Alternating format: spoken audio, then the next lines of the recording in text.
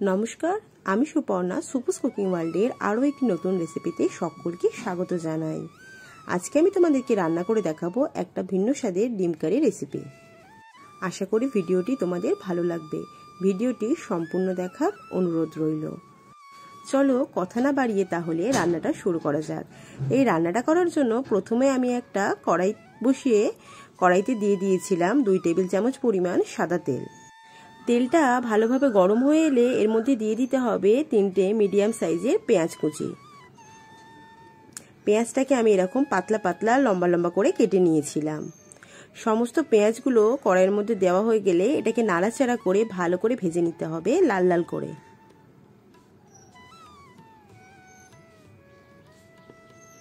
দেখো 2 মিনিট আমি medium to high ফ্লেমে ভালো করে পেঁয়াজগুলোকে ভাজতে পেঁয়াজের রঙগুলো কিন্তু বদলাতে শুরু করে দিয়েছে।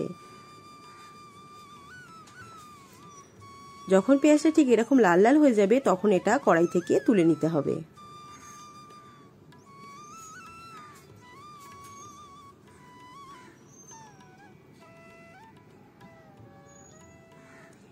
এবার আমি ওই কড়াইতে দিয়ে দিয়েছিলাম 6 টুকরো ক্যাপসিকাম এবং 4টে কাঁচা লঙ্কা। আমার কাছে এটুকু পরিমাণে ক্যাপসিকাম কাল ছিল। তোমাদের কাছে যদি এর থেকে বেশি পরিমাণে ক্যাপসিকাম থাকে তাহলে কিন্তু তোমরা রান্নাটাতে একটু বেশি পরিমাণ ক্যাপসিকাম ব্যবহার করো। তারপর তেলের মধ্যে নাড়াচাড়া করে ক্যাপসিকাম আর লঙ্কাটাকে হালকা করে ভেজে নিতে হবে।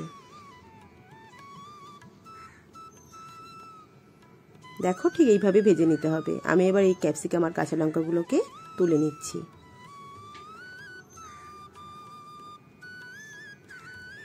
এবার ওই কড়াইতে দিয়ে দিয়েছিলাম আগে থেকে সিদ্ধ করে নেওয়া 5টা ডিম।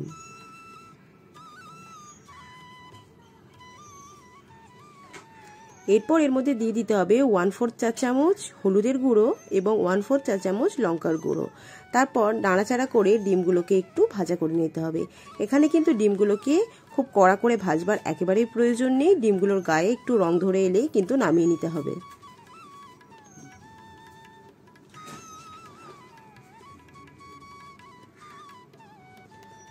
দেখো আমি কিন্তু ডিমগুলোকে এবার তুলে নিচ্ছি। এবারে আমি ওই তেলের মধ্যেই দিয়ে দিয়েছিলাম 6 টুকরো আগে থেকে সিদ্ধ করে রাখা আলু।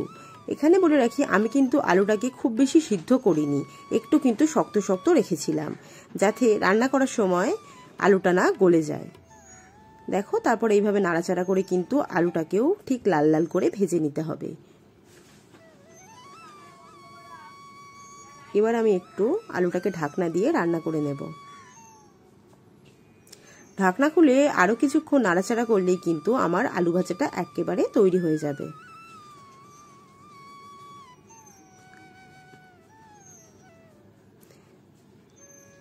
দেখো আলুগুলো কিন্তু এখন আমার খুব ভালো করে ভাজা হয়ে গেছে। আমি কিন্তু এবার আলুগুলোকে তুলে নিচ্ছি।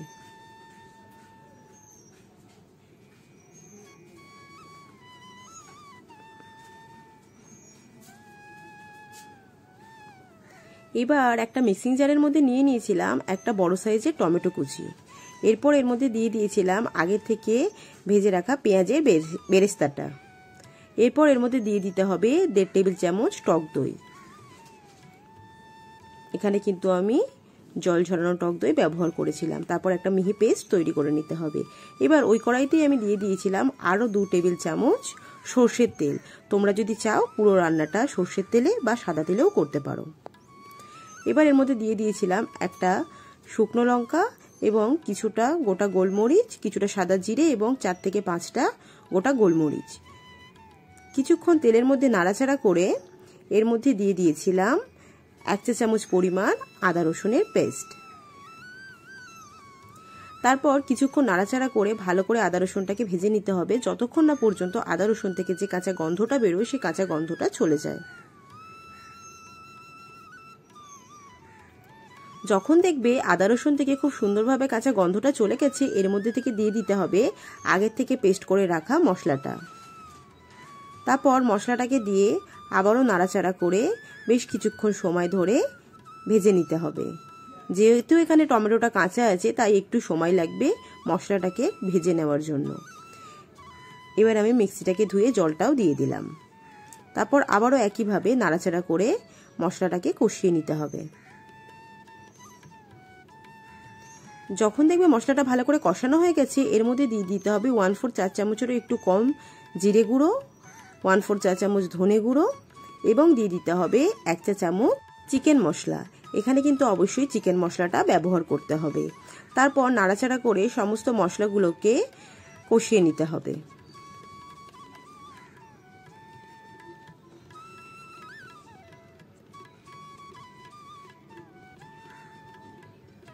এরপর আমি এর মধ্যে দিয়ে দিয়েছিলাম 1 চা চামচ লঙ্কার গুঁড়ো। লঙ্কাটা কিন্তু তোমরা তোমাদের ঝাল অনুযায়ী দিও। তারপর এখানে দিয়ে দিয়েছিলাম 1/2 চা চামচ হলুদের গুঁড়ো, আর দিয়ে দিয়েছিলাম 1/4 চা চামচ চিনি এবং স্বাদ অনুযায়ী লবণ। তারপর সমস্ত উপকরণগুলোকে ভালো করে নাড়াচাড়া করে ভেজে নিতে হবে। এখানে কিন্তু গ্যাসের ফ্লেমটা লো টু মিডিয়ামে রাখতে হবে, একেবারে কিন্তু হাই করা যাবে না। বেশ কিছুক্ষণ সময় ধরে নাড়াচাড়া করলেই দেখবে এই মশলাটা থেকে খুব সুন্দরভাবে কিন্তু তেল ছাড়তে শুরু করে দিয়েছে। দেখো আমার কিন্তু মশলাটা থেকে এখন খুব সুন্দরভাবে তেল ছেড়ে এসেছে। আমি আরও কিছুক্ষণ সময় ধরে এই মশলাটাকে কষিয়ে নেব। এরপর এর মধ্যে দিয়ে দেব কিছুটা কোচানো ধনেপাতা। ধনেপাতাটা দেওয়ার পর এর মধ্যে দিয়ে দেব আগে থেকে ভেজে রাখা আলুর টুকরোগুলো। যখন সমস্ত আলুর টুকরোগুলো দেওয়া হয়ে যাবে তখন কিন্তু আমি ভালো করে এটাকে মশলার সাথে কষিয়ে নেব।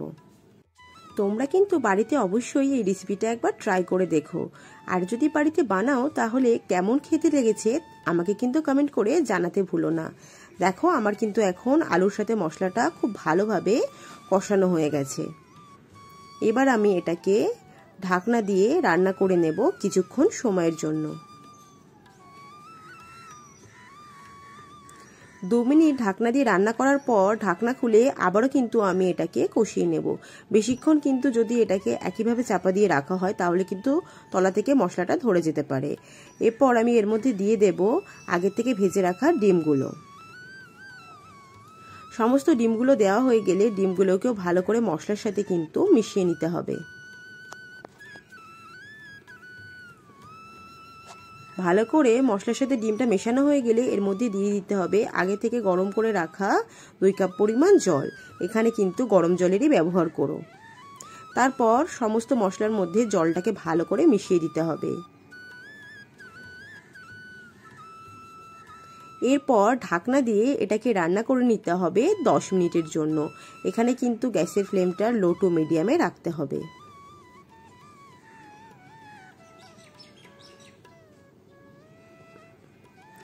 10 মিনিট পর ঢাকনা খুলে আবারও কিন্তু নাড়াচাড়া করে নিতে হবে।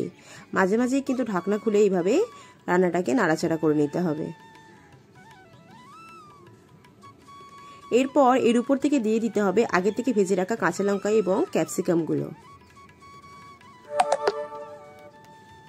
তারপর ভালো করে ঝোলের সাথে সেটাকে মিশিয়ে নিতে হবে।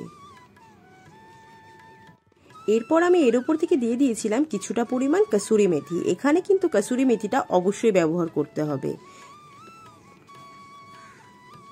আর দিয়ে দিয়েছিলাম 1 চামচের মতো বাটার। বাটারটা দেওয়ার পর এটাকে ঢাকনা দিয়ে 1 মিনিটের মতো ফুটিয়ে নিতে হবে। তারপর কিন্তু গ্যাসের ফ্লেমটাকে বন্ধ করে দিয়ে এটাকে ঢাকনা দিয়ে রেখে দিতে হবে 10 মিনিটের জন্য।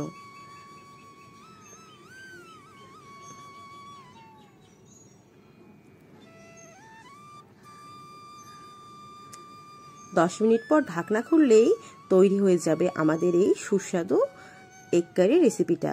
রোজ যদি একই রকম ডিমের কারি খেয়ে খেয়ে অরুচি লেগে যায় তাহলে কিন্তু অবশ্যই একবার বাড়িতে এই রেসিপিটা ট্রাই করো। দেখছো তো কতটা সহজেই রান্নাটা করে নেওয়া যায়। এই দুর্দান্ত স্বাদের রেসিপিটা সম্পূর্ণ দেখার জন্য সকলকে ধন্যবাদ। আমার এই রেসিপিটা যদি তোমাদের ভালো লেগে থাকে তাহলে অবশ্যই লাইক, কমেন্ট এবং শেয়ার করে দিও। যারা আমার চ্যানেলে নতুন তারা আমার চ্যানেলটিকে সাবস্ক্রাইব করে দিয়ে আমার পাশে থেকো। খুব তাড়াতাড়ি তোমাদের সাথে দেখা হবে নতুন একটা রেসিপিতে। ততক্ষণে সকলে ভালো থেকো, সুস্থ থেকো। আজকের ভিডিওটা তাহলে এখানেই শেষ করলাম। টাটা।